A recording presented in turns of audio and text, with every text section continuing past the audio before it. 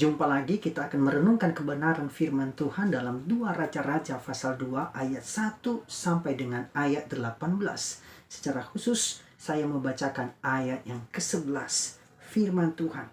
Sedang mereka berjalan terus sambil berkata-kata, tiba-tiba datanglah kereta berapi dengan kuda berapi memisahkan keduanya.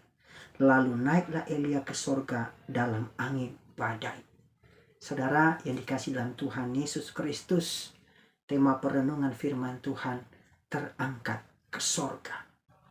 Saudara, tidak ada satupun di antara kita yang bisa menghindari kematian. Setiap orang pasti mati, baik dalam usia yang masih muda maupun usia yang sudah lanjut, atau mungkin juga usia yang sangat baru saja lahir. Betapa indahnya jika kita dapat mengakhiri hidup dalam kemuliaan seperti Elia. Namun pada kenyataannya tidak sedikit orang mengakhiri hidupnya dalam keadaan yang menyedihkan. Hari ini kita membaca tentang Elia. Ia terangkat ke sorga. Hidupnya berakhir di dunia dalam kemuliaan. Tentu akhir hidup yang demikian adalah sesuatu yang sangat istimewa. Yang menjadi pertanyaan, mengapa Elia bisa mendapatkan hal yang demikian? Elia adalah seorang nabi Tuhan yang dengan setia dan taat. Pada masa hidupnya, ia banyak mengalami penderitaan karena penegakan dan hidup dalam kebenaran. Namun segala peristiwa yang dihadapinya tidak membuatnya kecewa. Ia tidak hidup menyimpang dari jalan Tuhan.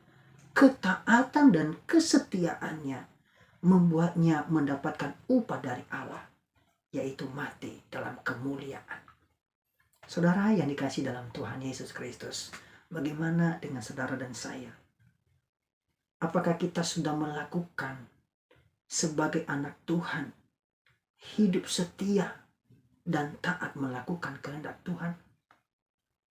Atau sekarang justru kita merasa kecewa karena beban hidup dan pergumulan, sehingga hidup kita makin menjauh dari Tuhan.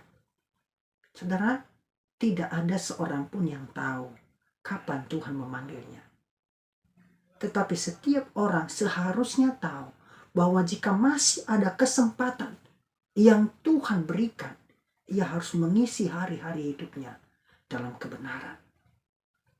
Hingga dapat mengakhiri hidup perjalanannya di dunia ini dalam kemuliaan. Hidup ini adalah pilihan. Akhir hidup kita ditentukan oleh bagaimana kita mengisinya sebelumnya. Maka dalam Mazmur 116 ayat 15 menasihatkan, berharga di mata Tuhan kematian semua orang yang mengasihinya. Kiranya Tuhan memberkati. Amin.